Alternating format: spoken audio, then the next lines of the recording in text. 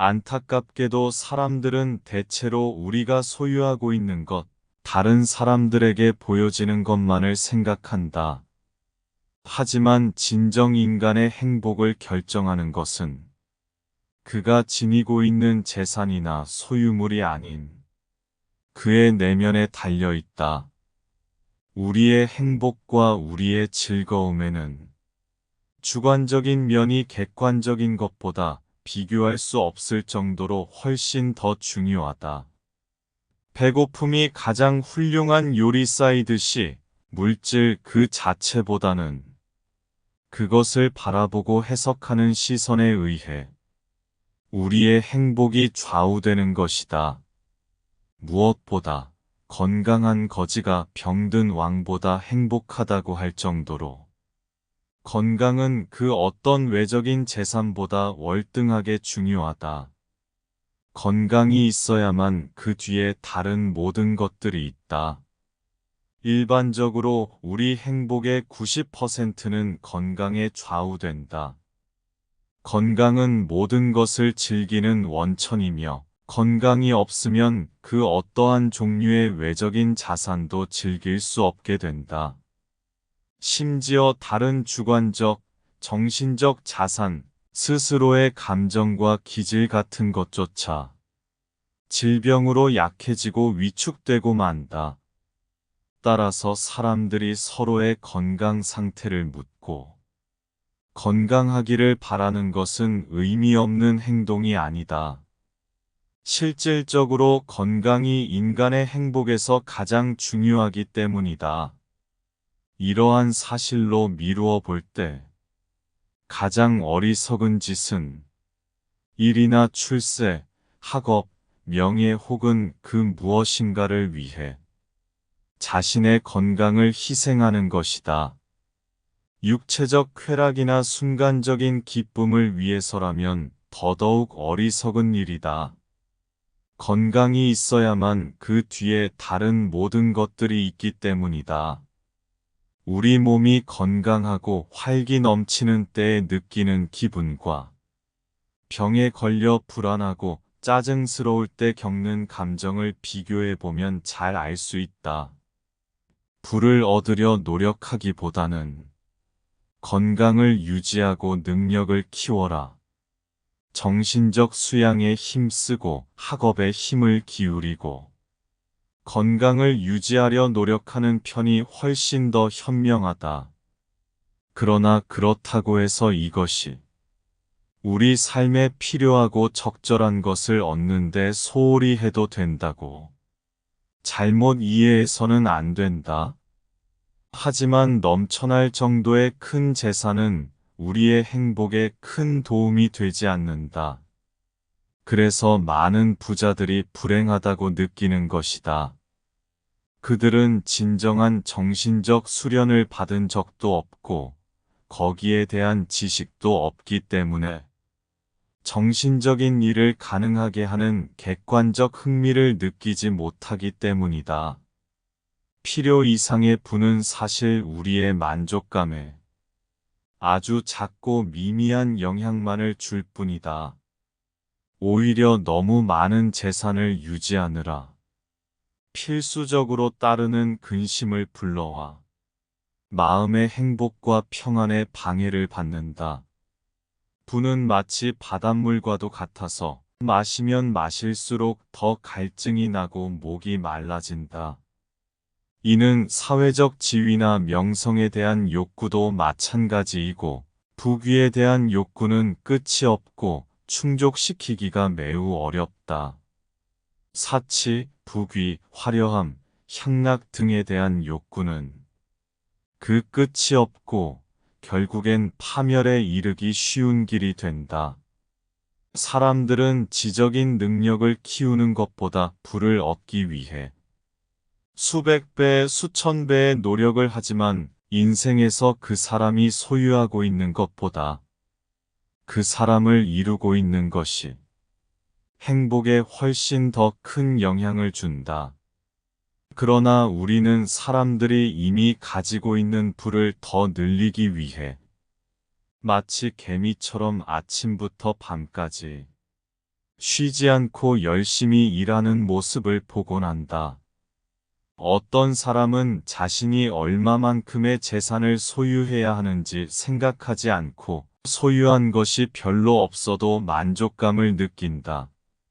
하지만 또 어떤 사람은 그보다 100배나 많은 것을 가지고 있으면서도 자신이 원하는 하나가 없어서 불행하다고 느낀다. 그들은 아무것도 알지 못하며 그들의 영혼은 텅 비어 있어 다른 어떠한 것도 느끼지 못한다. 가장 수준 높은 정신적인 기쁨은 그들에게 다가갈 수 없는 것이다.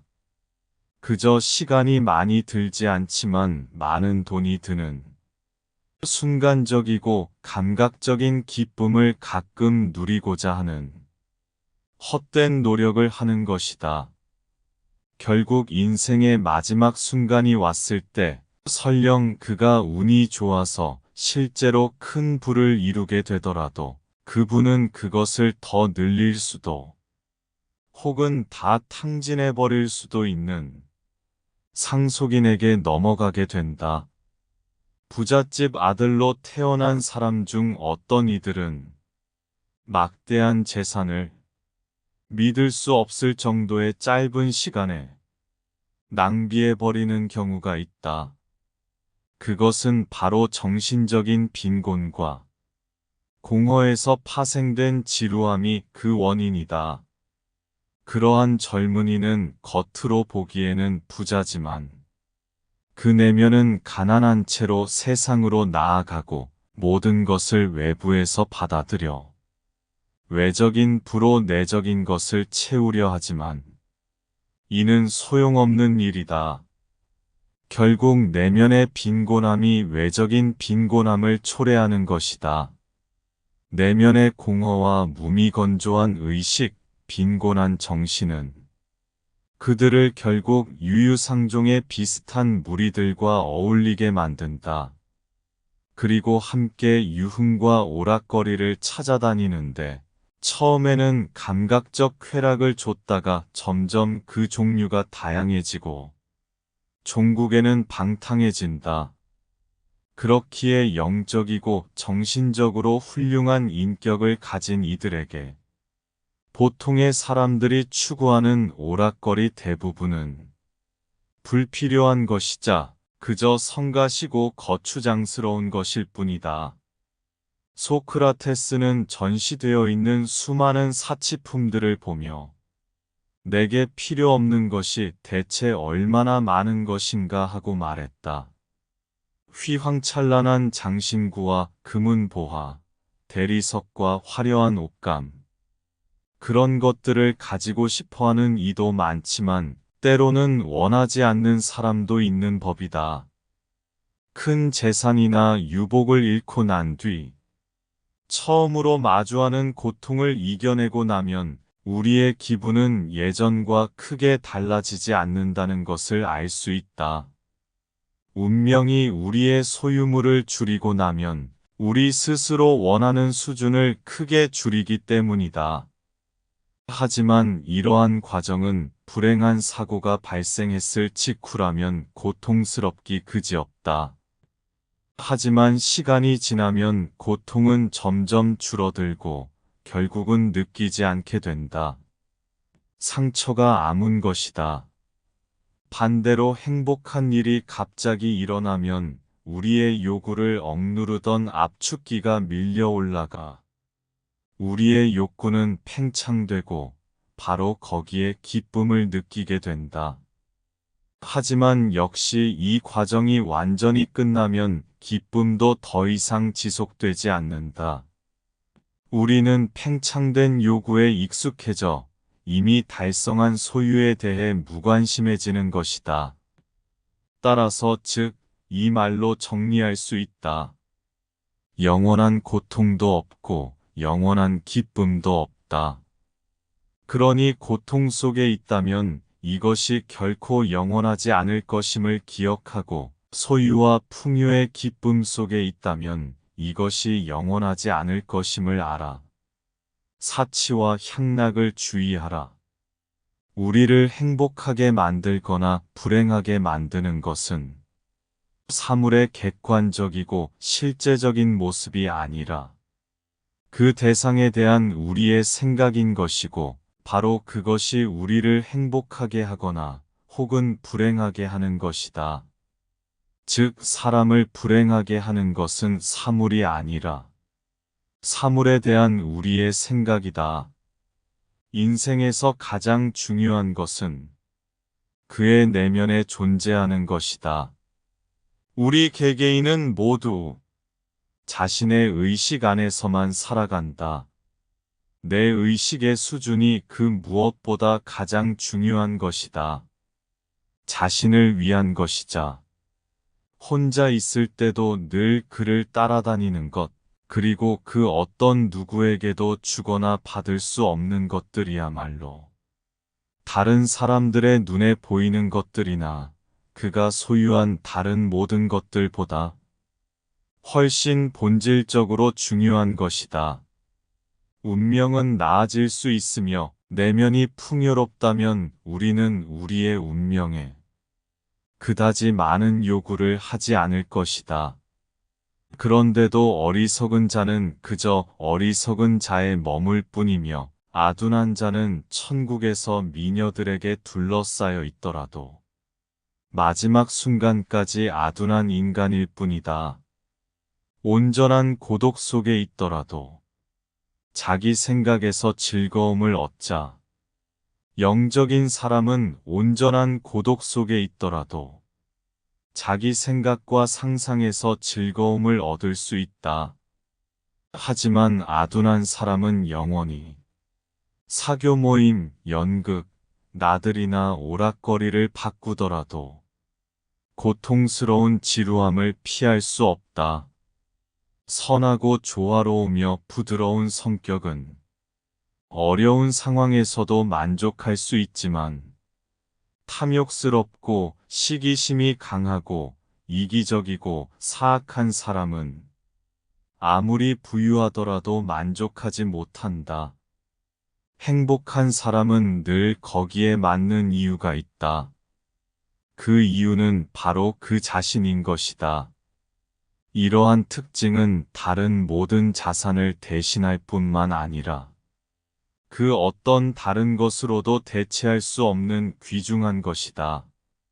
젊고 아름답고 부유하고 사회적 명성까지 다 가지고 있는 것처럼 보이는 사람이 있을 때 그가 행복한지 알고 싶다면 그가 밝은 사람인지를 보라.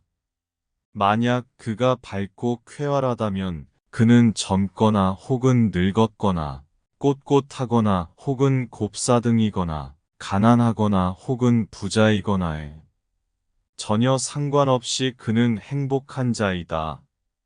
물질보다 고독 속에서 얻는 행복과 영적인 것을 추구함에서 오는 행복에서 더 큰 인생의 즐거움과 만족감을 느끼는 사람들이 그런 사람이다.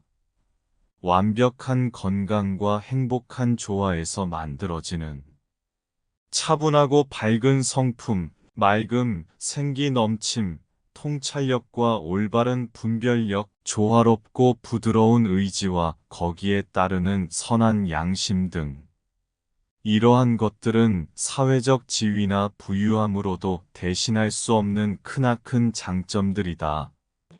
의식의 성격은 영원히 변하지 않고 또한 개개인의 성격 역시 늘 지속적이고 영구적인 영향을 준다. 하지만 다른 모든 것들은 그저 때에 따라 일시적으로 작용할 뿐이며 세상의 변화에 속절없이 바뀌어 간다. 그래서 아리스토텔레스는 자연은 믿을 수 있으나 돈은 그렇지 않다라고 말했다. 운명은 바뀔 수 있지만 우리의 본질은 절대 변하지 않는다. 그런 이유로 고상한 성격, 뛰어난 지능, 낙천적인 성격과 밝은 영혼, 조화롭고 건강한 신체 같은 주관적인 자산이 가장 중요한 것이다. 말하자면 건강한 신체에 건강한 정신이 우리의 행복에서 가장 우선적이고 무엇보다 중요한 것이다. 이 모든 것 중에서 우리를 가장 직접적으로 행복하게 만들어주는 것은 바로 밝은 영혼이다. 이러한 좋은 특성은 곧바로 보답을 받는다. 그렇기에 우리는 밝음이 들어올 때면 언제나 대문을 활짝 열어 젖혀야만 한다. 밝음은 결코 때를 잘못 맞추는 법이 없다. 우리는 모든 면에서 만족할 이유가 있는지를 먼저 알려 하기 때문에 혹은 우리의 진지한 고민과 무거운 걱정에 방해가 될까봐 두려워서 명랑함을 받아들이는 것을 자주 주저한다. 그러나 고민과 걱정을 통해 상황을 나아지게 하는 것은 매우 불확실한 방법이지만 밝음은 직접적인 도움이 되는 방법이다. 밝음만이 행복의 진짜 수표이다.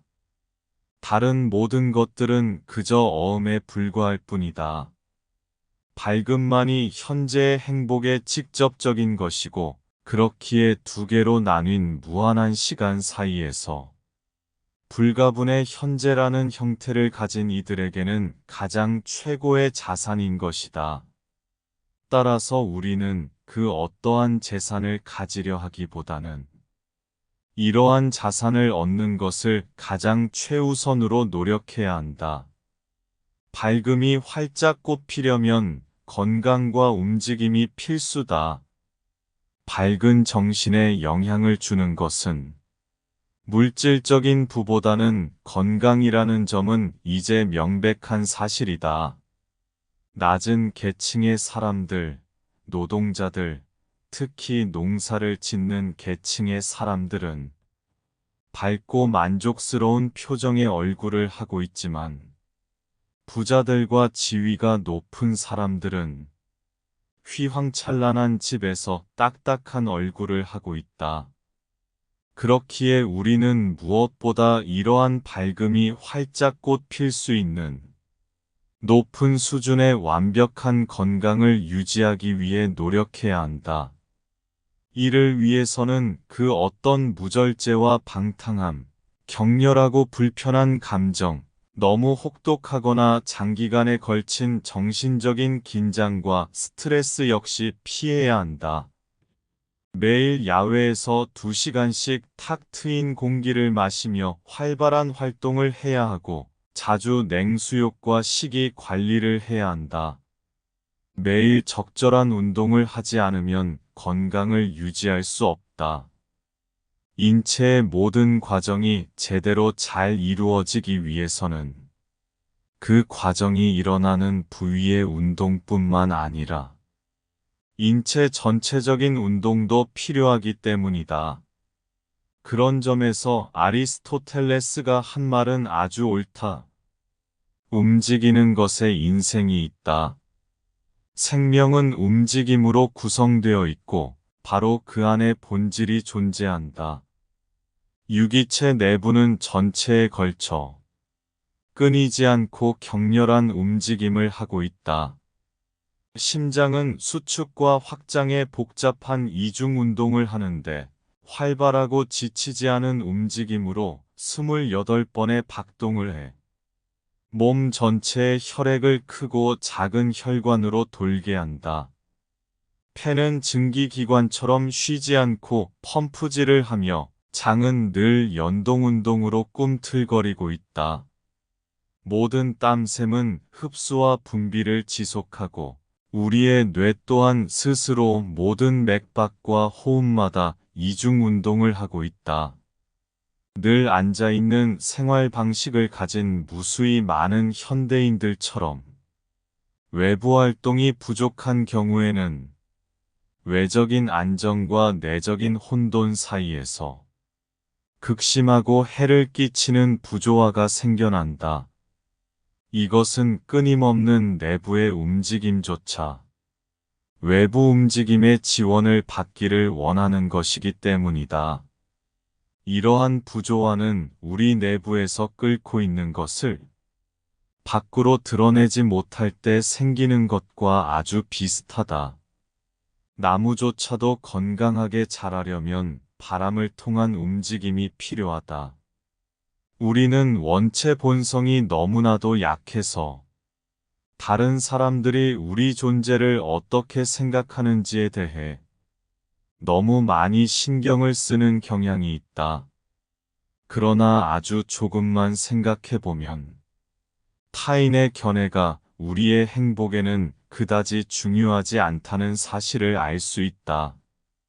고양이를 쓰다듬으면 고양이가 자동적으로 몸을 비비는 것처럼 사람은 칭찬을 받으면 그 칭찬이 설령 가식적인 거짓말이라 해도 자동적으로 얼굴에 기쁨이 떠오른다.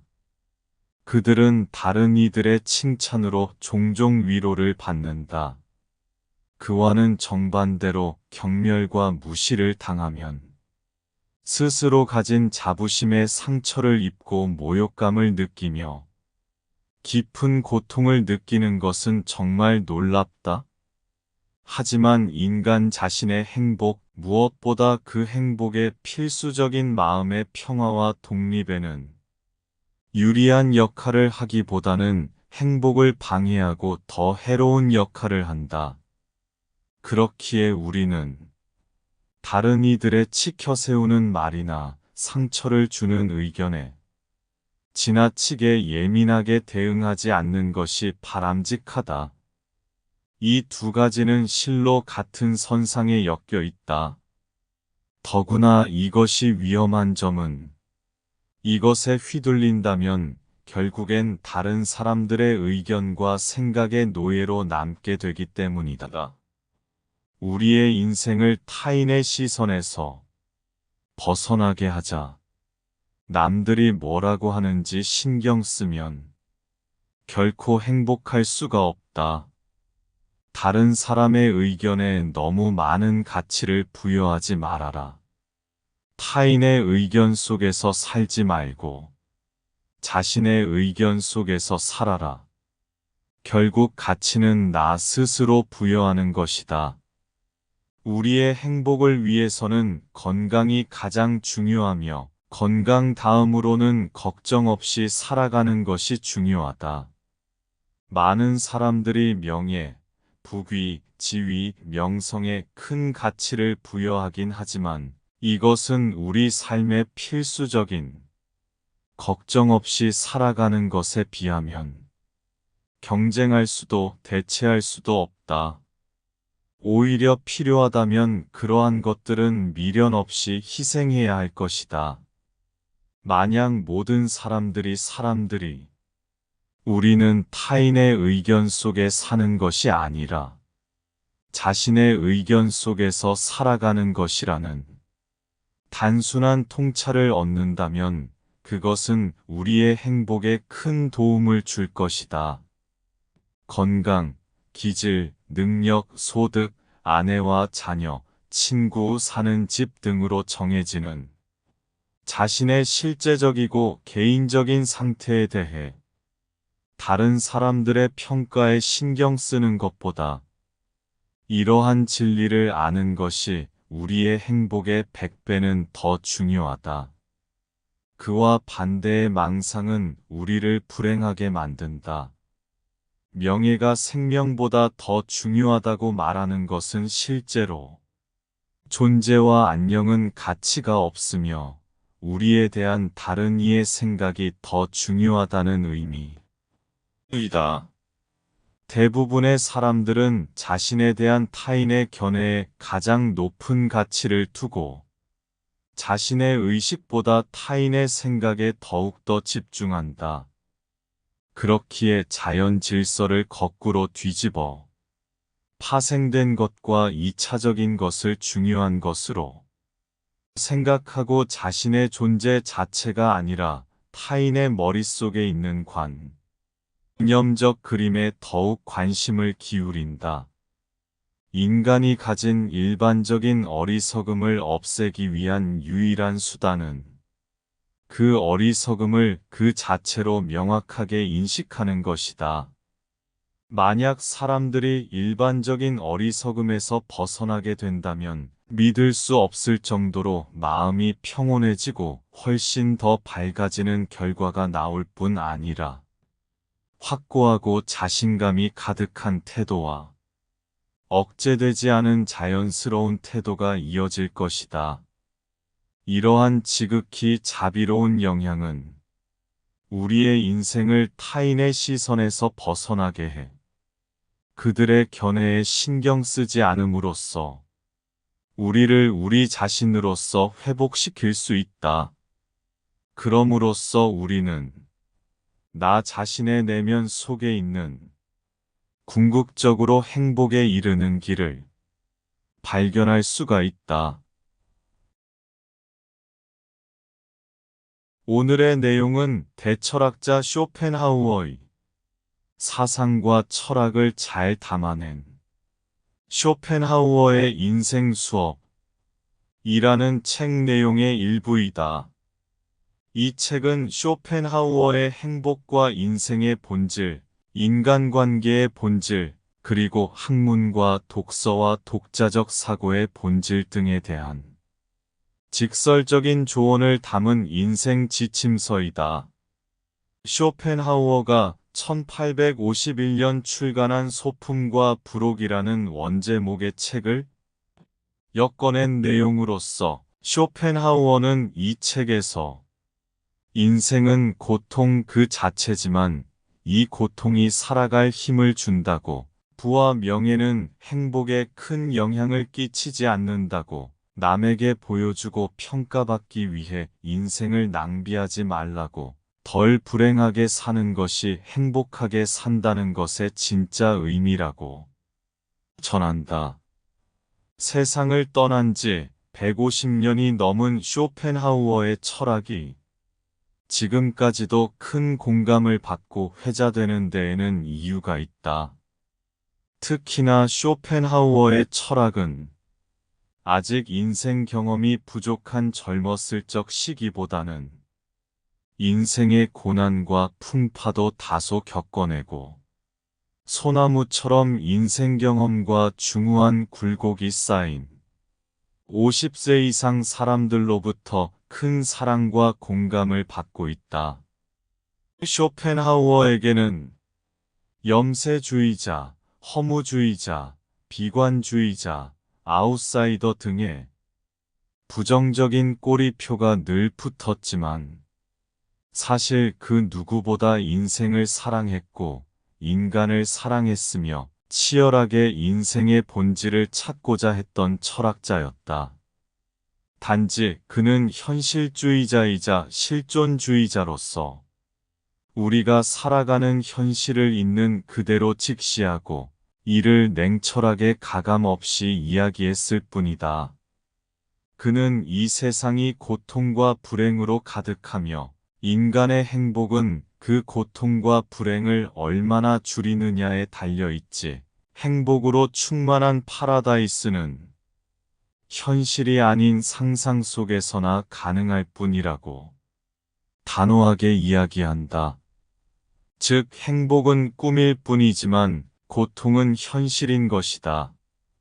이 세상이 결코 아름답지 않고 우리 인간이 결코 합리적이지 않다는 것을 우리가 우선 인정하고 인간과 세상을 바라볼 때 그의 철학을 온전히 이해할 수 있게 되는 것이다. 오늘의 내용이 어떠했는가? 건강과 내면, 행복과 물질에 대한 쇼펜하우어의 철학으로 큰 공감과 위로를 받았을 수도 있고, 쇼펜하우어라는 철학자에 대해 조금은 더 알게 되는 계기가 되었을 수도 있다. 쇼펜하우어의 철학은 그 꼬리표를 떼어내고 나면 알면 알수록 깊이가 있고 큰 울림이 있는 철학이다. 그의 깊이 있는 철학에 대해 더 음미해 보고 싶다면 강현규 역금 메이트북스 출간의 쇼펜하우어의 인생 수업 책을 구매하여 더 읽어보기 바란다. 원한다면 구매 링크를 드릴 테니 댓글을 남겨주시기를 바란다. 좋은 내용은 반복해서 들을수록 그 깊이가 더해지는 법이다. 오늘의 내용을 다시 한번 반복하여 들려드릴 테니 편안하게 음미하는 시간이 되기를 바라며 늘 건강과 평안이 함께하기를 기원한다.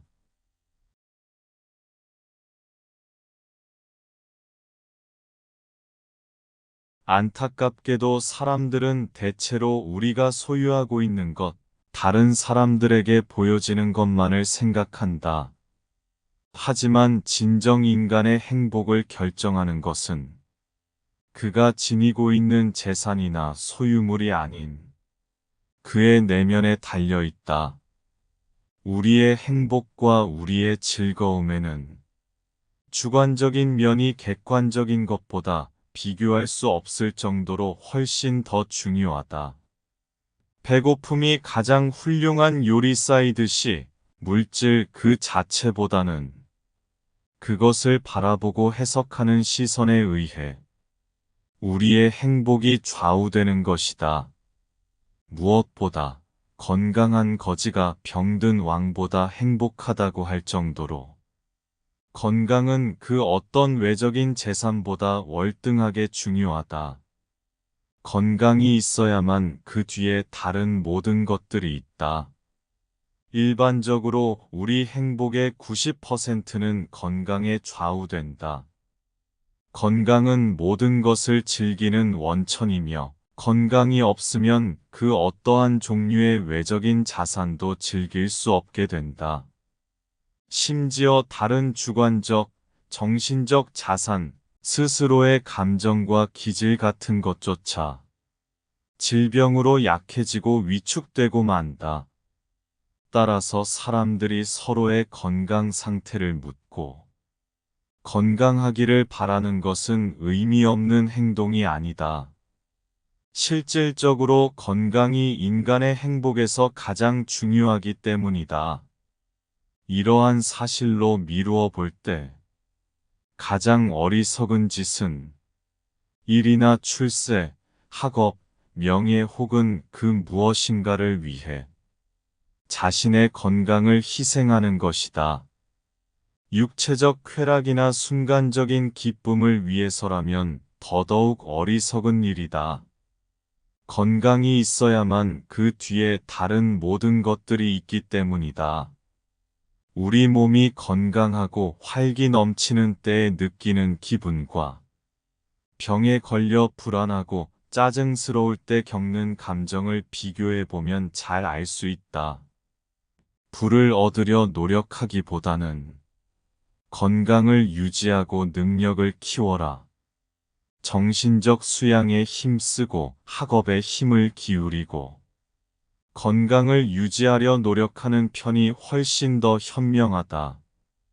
그러나 그렇다고 해서 이것이 우리 삶에 필요하고 적절한 것을 얻는데 소홀히 해도 된다고 잘못 이해해서는 안 된다.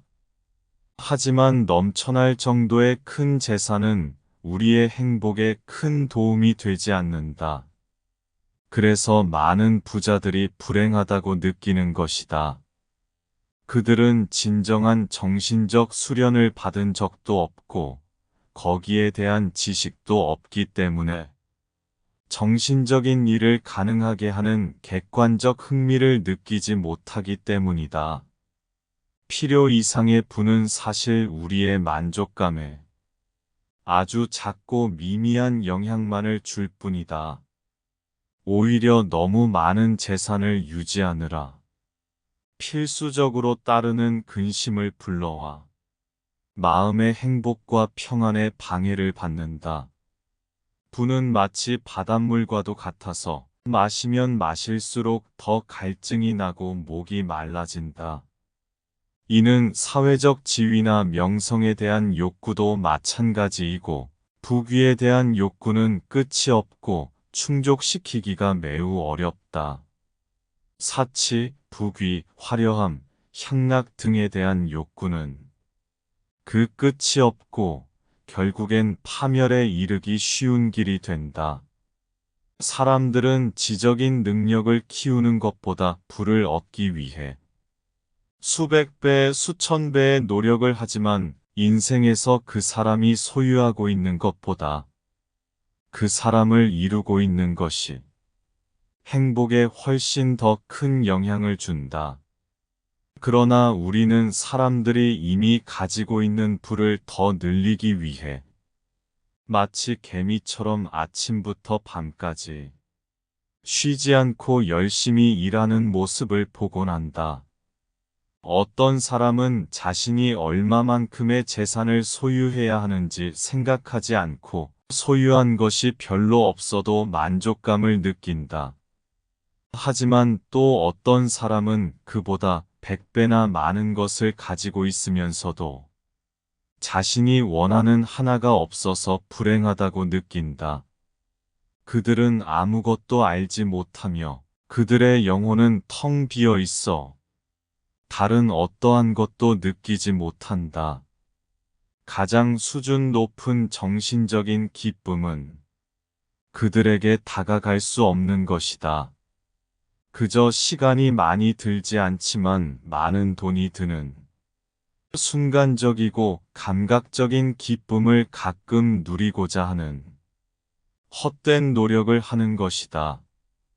결국 인생의 마지막 순간이 왔을 때 설령 그가 운이 좋아서 실제로 큰 부를 이루게 되더라도 그분은 그것을 더 늘릴 수도 혹은 다 탕진해버릴 수도 있는 상속인에게 넘어가게 된다. 부잣집 아들로 태어난 사람 중 어떤 이들은 막대한 재산을 믿을 수 없을 정도의 짧은 시간에 낭비해버리는 경우가 있다. 그것은 바로 정신적인 빈곤과 공허에서 파생된 지루함이 그 원인이다. 그러한 젊은이는 겉으로 보기에는 부자지만 그 내면은 가난한 채로 세상으로 나아가고 모든 것을 외부에서 받아들여 외적인 부로 내적인 것을 채우려 하지만 이는 소용없는 일이다.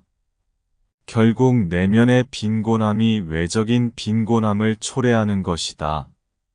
내면의 공허와 무미건조한 의식, 빈곤한 정신은 그들을 결국 유유상종의 비슷한 무리들과 어울리게 만든다. 그리고 함께 유흥과 오락거리를 찾아다니는데 처음에는 감각적 쾌락을 줬다가 점점 그 종류가 다양해지고 종국에는 방탕해진다. 그렇기에 영적이고 정신적으로 훌륭한 인격을 가진 이들에게 보통의 사람들이 추구하는 오락거리 대부분은 불필요한 것이자 그저 성가시고 거추장스러운 것일 뿐이다. 소크라테스는 전시되어 있는 수많은 사치품들을 보며 내게 필요 없는 것이 대체 얼마나 많은 것인가 하고 말했다. 휘황찬란한 장신구와 금은보화, 대리석과 화려한 옷감. 그런 것들을 가지고 싶어하는 이도 많지만 때로는 원하지 않는 사람도 있는 법이다. 큰 재산이나 유복을 잃고 난 뒤 처음으로 마주하는 고통을 이겨내고 나면 우리의 기분은 예전과 크게 달라지지 않는다는 것을 알 수 있다. 운명이 우리의 소유물을 줄이고 나면 우리 스스로 원하는 수준을 크게 줄이기 때문이다. 하지만 이러한 과정은 불행한 사고가 발생했을 직후라면 고통스럽기 그지없다. 하지만 시간이 지나면 고통은 점점 줄어들고 결국은 느끼지 않게 된다. 상처가 아문 것이다. 반대로 행복한 일이 갑자기 일어나면 우리의 요구를 억누르던 압축기가 밀려 올라가 우리의 욕구는 팽창되고 바로 거기에 기쁨을 느끼게 된다. 하지만 역시 이 과정이 완전히 끝나면 기쁨도 더 이상 지속되지 않는다. 우리는 팽창된 요구에 익숙해져 이미 달성한 소유에 대해 무관심해지는 것이다. 따라서 즉, 이 말로 정리할 수 있다. 영원한 고통도 없고 영원한 기쁨도 없다. 그러니 고통 속에 있다면 이것이 결코 영원하지 않을 것임을 기억하고, 소유와 풍요의 기쁨 속에 있다면 이것이 영원하지 않을 것임을 알아. 사치와 향락을 주의하라. 우리를 행복하게 만들거나 불행하게 만드는 것은 사물의 객관적이고 실제적인 모습이 아니라 그 대상에 대한 우리의 생각인 것이고, 바로 그것이 우리를 행복하게 하거나 혹은 불행하게 하는 것이다. 즉, 사람을 불행하게 하는 것은 사물이 아니라 사물에 대한 우리의 생각이다. 인생에서 가장 중요한 것은 그의 내면에 존재하는 것이다. 우리 개개인은 모두 자신의 의식 안에서만 살아간다.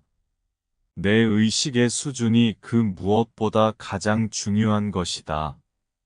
자신을 위한 것이자, 혼자 있을 때도 늘 그를 따라다니는 것, 그리고 그 어떤 누구에게도 주거나 받을 수 없는 것들이야말로 다른 사람들의 눈에 보이는 것들이나 그가 소유한 다른 모든 것들보다 훨씬 본질적으로 중요한 것이다. 운명은 나아질 수 있으며 내면이 풍요롭다면 우리는 우리의 운명에 그다지 많은 요구를 하지 않을 것이다. 그런데도 어리석은 자는 그저 어리석은 자에 머물 뿐이며, 아둔한 자는 천국에서 미녀들에게 둘러싸여 있더라도 마지막 순간까지 아둔한 인간일 뿐이다. 온전한 고독 속에 있더라도 자기 생각에서 즐거움을 얻자. 영적인 사람은 온전한 고독 속에 있더라도 자기 생각과 상상에서 즐거움을 얻을 수 있다. 하지만 아둔한 사람은 영원히 사교 모임, 연극, 나들이나 오락거리를 바꾸더라도 고통스러운 지루함을 피할 수 없다. 선하고 조화로우며 부드러운 성격은 어려운 상황에서도 만족할 수 있지만, 탐욕스럽고 시기심이 강하고 이기적이고 사악한 사람은 아무리 부유하더라도 만족하지 못한다. 행복한 사람은 늘 거기에 맞는 이유가 있다. 그 이유는 바로 그 자신인 것이다. 이러한 특징은 다른 모든 자산을 대신할 뿐만 아니라 그 어떤 다른 것으로도 대체할 수 없는 귀중한 것이다. 젊고 아름답고 부유하고 사회적 명성까지 다 가지고 있는 것처럼 보이는 사람이 있을 때 그가 행복한지 알고 싶다면 그가 밝은 사람인지를 보라. 만약 그가 밝고 쾌활하다면 그는 젊거나 혹은 늙었거나 꼿꼿하거나 혹은 곱사등이거나 가난하거나 혹은 부자이거나에 전혀 상관없이 그는 행복한 자이다. 물질보다 고독 속에서 얻는 행복과 영적인 것을 추구함에서 오는 행복에서 더 큰 인생의 즐거움과 만족감을 느끼는 사람들이 그런 사람이다.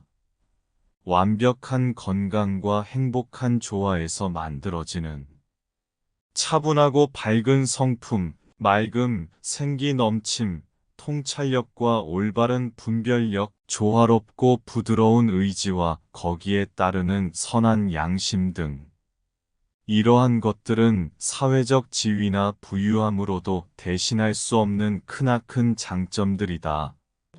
의식의 성격은 영원히 변하지 않고, 또한 개개인의 성격 역시 늘 지속적이고 영구적인 영향을 준다.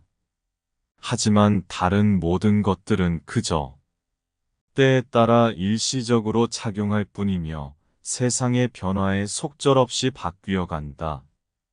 그래서 아리스토텔레스는 자연은 믿을 수 있으나 돈은 그렇지 않다라고 말했다. 운명은 바뀔 수 있지만 우리의 본질은 절대 변하지 않는다. 그런 이유로 고상한 성격, 뛰어난 지능, 낙천적인 성격과 밝은 영혼, 조화롭고 건강한 신체 같은 주관적인 자산이 가장 중요한 것이다.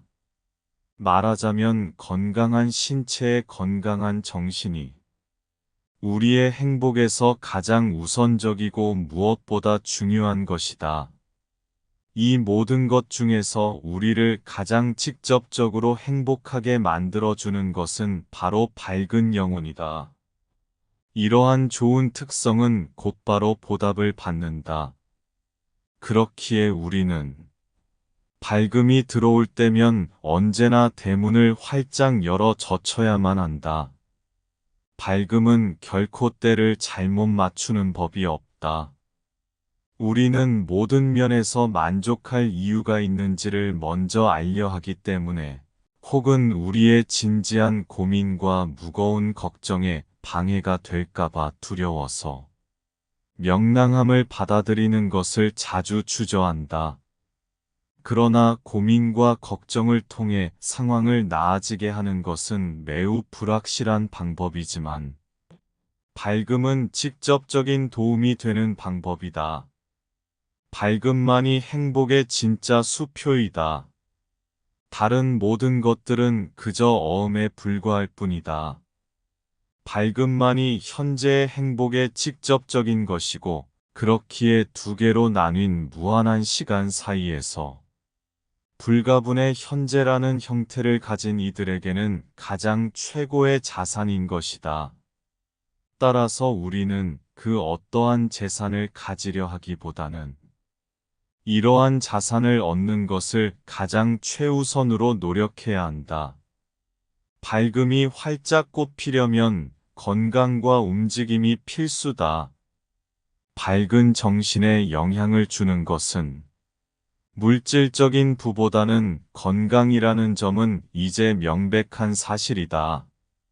낮은 계층의 사람들, 노동자들, 특히 농사를 짓는 계층의 사람들은 밝고 만족스러운 표정의 얼굴을 하고 있지만 부자들과 지위가 높은 사람들은 휘황찬란한 집에서 딱딱한 얼굴을 하고 있다. 그렇기에 우리는 무엇보다 이러한 밝음이 활짝 꽃필 수 있는 높은 수준의 완벽한 건강을 유지하기 위해 노력해야 한다. 이를 위해서는 그 어떤 무절제와 방탕함, 격렬하고 불편한 감정, 너무 혹독하거나 장기간에 걸친 정신적인 긴장과 스트레스 역시 피해야 한다. 매일 야외에서 2시간씩 탁 트인 공기를 마시며 활발한 활동을 해야 하고 자주 냉수욕과 식이 관리를 해야 한다. 매일 적절한 운동을 하지 않으면 건강을 유지할 수 없다. 인체의 모든 과정이 제대로 잘 이루어지기 위해서는 그 과정이 일어나는 부위의 운동뿐만 아니라 인체 전체적인 운동도 필요하기 때문이다. 그런 점에서 아리스토텔레스가 한 말은 아주 옳다. 움직이는 것에 인생이 있다. 생명은 움직임으로 구성되어 있고 바로 그 안에 본질이 존재한다. 유기체 내부는 전체에 걸쳐 끊이지 않고 격렬한 움직임을 하고 있다. 심장은 수축과 확장의 복잡한 이중 운동을 하는데 활발하고 지치지 않은 움직임으로 28번의 박동을 해. 몸 전체의 혈액을 크고 작은 혈관으로 돌게 한다. 폐는 증기기관처럼 쉬지 않고 펌프질을 하며 장은 늘 연동운동으로 꿈틀거리고 있다. 모든 땀샘은 흡수와 분비를 지속하고 우리의 뇌 또한 스스로 모든 맥박과 호흡마다 이중운동을 하고 있다. 늘 앉아있는 생활 방식을 가진 무수히 많은 현대인들처럼 외부 활동이 부족한 경우에는 외적인 안정과 내적인 혼돈 사이에서 극심하고 해를 끼치는 부조화가 생겨난다. 이것은 끊임없는 내부의 움직임조차 외부 움직임의 지원을 받기를 원하는 것이기 때문이다. 이러한 부조화는 우리 내부에서 끓고 있는 것을 밖으로 드러내지 못할 때 생기는 것과 아주 비슷하다. 나무조차도 건강하게 자라려면 바람을 통한 움직임이 필요하다. 우리는 원체 본성이 너무나도 약해서 다른 사람들이 우리 존재를 어떻게 생각하는지에 대해 너무 많이 신경을 쓰는 경향이 있다. 그러나 아주 조금만 생각해보면 타인의 견해가 우리의 행복에는 그다지 중요하지 않다는 사실을 알 수 있다. 고양이를 쓰다듬으면 고양이가 자동적으로 몸을 비비는 것처럼 사람은 칭찬을 받으면 그 칭찬이 설령 가식적인 거짓말이라 해도 자동적으로 얼굴에 기쁨이 떠오른다. 그들은 다른 이들의 칭찬으로 종종 위로를 받는다. 그와는 정반대로 경멸과 무시를 당하면 스스로 가진 자부심에 상처를 입고 모욕감을 느끼며 깊은 고통을 느끼는 것은 정말 놀랍다. 하지만 인간 자신의 행복, 무엇보다 그 행복의 필수적인 마음의 평화와 독립에는 유리한 역할을 하기보다는 행복을 방해하고 더 해로운 역할을 한다. 그렇기에 우리는 다른 이들의 치켜세우는 말이나 상처를 주는 의견에 지나치게 예민하게 대응하지 않는 것이 바람직하다. 이 두 가지는 실로 같은 선상에 엮여 있다. 더구나 이것이 위험한 점은 이것에 휘둘린다면 결국엔 다른 사람들의 의견과 생각의 노예로 남게 되기 때문이다. 우리의 인생을 타인의 시선에서 벗어나게 하자. 남들이 뭐라고 하는지 신경 쓰면 결코 행복할 수가 없다. 다른 사람의 의견에 너무 많은 가치를 부여하지 말아라. 타인의 의견 속에서 살지 말고 자신의 의견 속에서 살아라. 결국 가치는 나 스스로 부여하는 것이다. 우리의 행복을 위해서는 건강이 가장 중요하며 건강 다음으로는 걱정 없이 살아가는 것이 중요하다. 많은 사람들이 명예, 부귀, 지위, 명성에 큰 가치를 부여하긴 하지만 이것은 우리 삶의 필수적인 걱정 없이 살아가는 것에 비하면 경쟁할 수도 대체할 수도 없다. 오히려 필요하다면 그러한 것들은 미련 없이 희생해야 할 것이다. 만약 모든 사람들이 우리는 타인의 의견 속에 사는 것이 아니라 자신의 의견 속에서 살아가는 것이라는 단순한 통찰을 얻는다면 그것은 우리의 행복에 큰 도움을 줄 것이다. 건강, 기질, 능력, 소득, 아내와 자녀, 친구, 사는 집 등으로 정해지는 자신의 실제적이고 개인적인 상태에 대해 다른 사람들의 평가에 신경 쓰는 것보다 이러한 진리를 아는 것이 우리의 행복의 100배는 더 중요하다. 그와 반대의 망상은 우리를 불행하게 만든다. 명예가 생명보다 더 중요하다고 말하는 것은 실제로 존재와 안녕은 가치가 없으며 우리에 대한 다른 이의 생각이 더 중요하다는 의미이다. 대부분의 사람들은 자신에 대한 타인의 견해에 가장 높은 가치를 두고 자신의 의식보다 타인의 생각에 더욱더 집중한다. 그렇기에 자연 질서를 거꾸로 뒤집어 파생된 것과 이차적인 것을 중요한 것으로 생각하고 자신의 존재 자체가 아니라 타인의 머릿속에 있는 관념적 그림에 더욱 관심을 기울인다. 인간이 가진 일반적인 어리석음을 없애기 위한 유일한 수단은 그 어리석음을 그 자체로 명확하게 인식하는 것이다. 만약 사람들이 일반적인 어리석음에서 벗어나게 된다면 믿을 수 없을 정도로 마음이 평온해지고 훨씬 더 밝아지는 결과가 나올 뿐 아니라 확고하고 자신감이 가득한 태도와 억제되지 않은 자연스러운 태도가 이어질 것이다. 이러한 지극히 자비로운 영향은 우리의 인생을 타인의 시선에서 벗어나게 해 그들의 견해에 신경 쓰지 않음으로써 우리를 우리 자신으로서 회복시킬 수 있다. 그럼으로써 우리는 나 자신의 내면 속에 있는 궁극적으로 행복에 이르는 길을 발견할 수가 있다.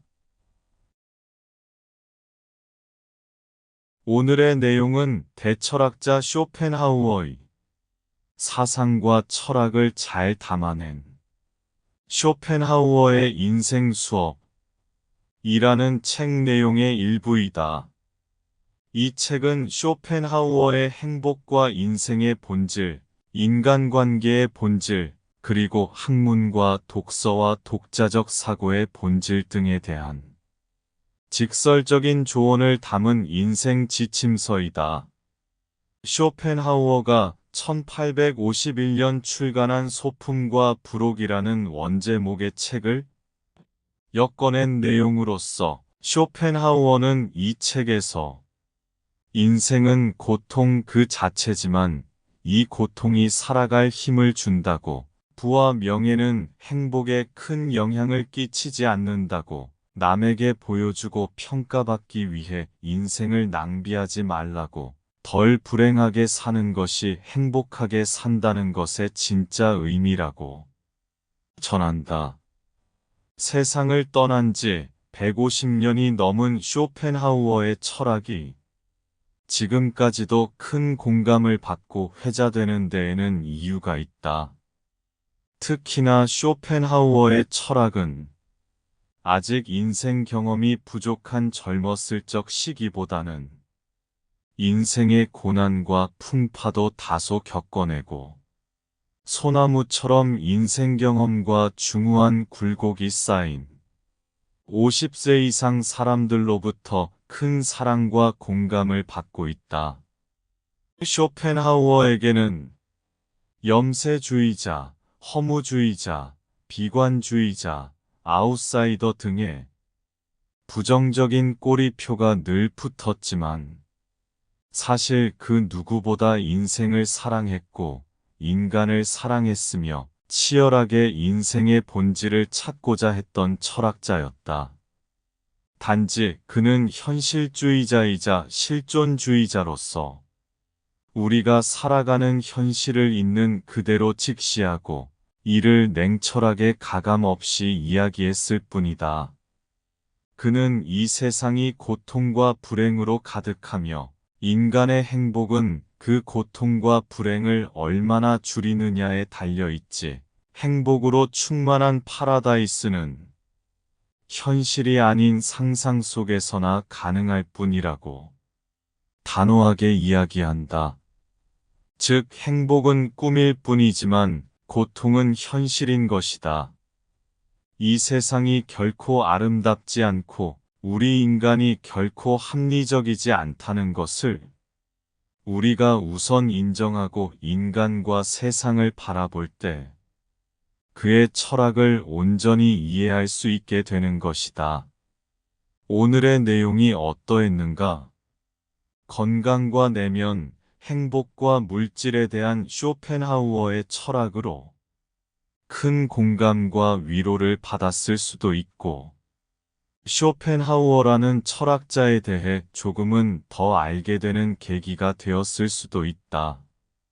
쇼펜하우어의 철학은 그 꼬리표를 떼어내고 나면 알면 알수록 깊이가 있고 큰 울림이 있는 철학이다. 그의 깊이 있는 철학에 대해 더 음미해 보고 싶다면 강현규 역금 메이트북스 출간의 쇼펜하우어의 인생 수업 책을 구매하여 더 읽어보기 바란다.